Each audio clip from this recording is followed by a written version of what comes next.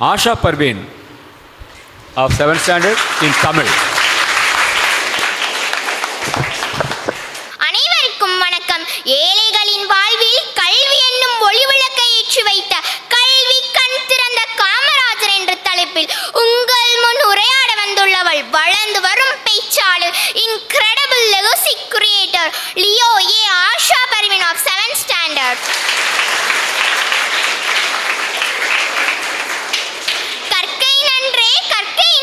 பிச்சை புகினும் கற்கை நன்றே என்ற அவையின் வாக்குப்படி பள்ளிக்கு வந்த பிள்ளைகள் பசியார பிச்சை எடுக்கவும் தயங்க மாட்டேன் என்று சொன்ன தலைவர் காமராஜர்.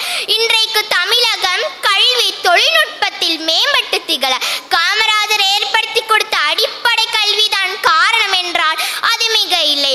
காமராஜர் 1903ஆம் ஆண்டு ஜூலை 15ஆம் தேதி விருதுநகரில் பிறந்தார். இவரது பெற்றோர் குமாரசாமி சிவகாமி அம்மாள். தமிழகத்தின் முதல்வராக 1954இல் பொறுப்பேற்றார். எழுத்தறிவித்தவன் இறைவனாவான் என்பதற்கெனங்க இலவச கல்வி, மதிய உணவு, சீருடை என கல்வி வளர்ச்சி ஒன்றே நாட்டின் வளர்ச்சி என கருதி செயல்பட்டதால் கல்வி கண் திறந்த கடவுளாக போற்றப்படுகிறார். மூடப்பட்ட 6000 பள்ளிகளையும் புதிதாக 12000 பள்ளிகளையும் திறந்தார். இந்திய அரசியலில் தலை சிறந்த பணியாக கருதப்பட்ட இலவச மதிய உணவு திட்டம் உலக அளவில் பாராட்டை பெற்றது. இதனால் ஆங்கிலேயரின் ஆட்சி காலத்தில் 7% இருந்த கல்வி கற்போரின் எண்ணிக்கை இவருடைய ஆட்சியில் 37% உயர்ந்தது. பல பள்ளிகளை உருவாக்கி லட்சக்கணக்கான குழந்தைகளின் வாழ்வில் கல்வி ஒளியை ஏற்றியவர் கல்வி சுடரொளி காமராஜர். வறுமையை ஒழிக்க கல்விதான் சிறந்த ஆயுதம் என்று உணர்ந்து ஏழை மக்களுக்கு இலவச கல்வி வழங்கியவர். கடையேழு வள்ளல்கள் வளம் வந்த நாட்டில் கல்வி வள்ளலாய் அவதரித்தார்.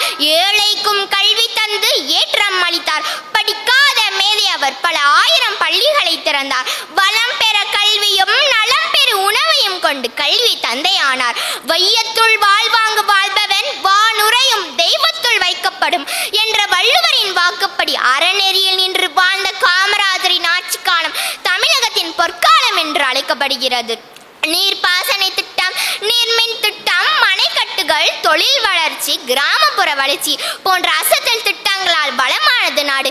எல்லாருடைய வாழ்க்கையிலும் வரலாறாவதில்லை, வரலாறானாய் அவர்கள் தனக்காக வாழ்ந்ததில்லை என்ற பொன்மொழிக்கு பொருந்தி வாழ்ந்த காமராஜர் அவர்கள் 1975ஆம் ஆண்டு அக்டோபர் 2ஆம் தேதி தன்னுடைய 72வது வயதில் காலமானார். 1976ஆம் ஆண்டு மத்திய அரசின் மிக உயரிய விருதான பாரத் ரத்னா விருது வழங்கப்பட்டது.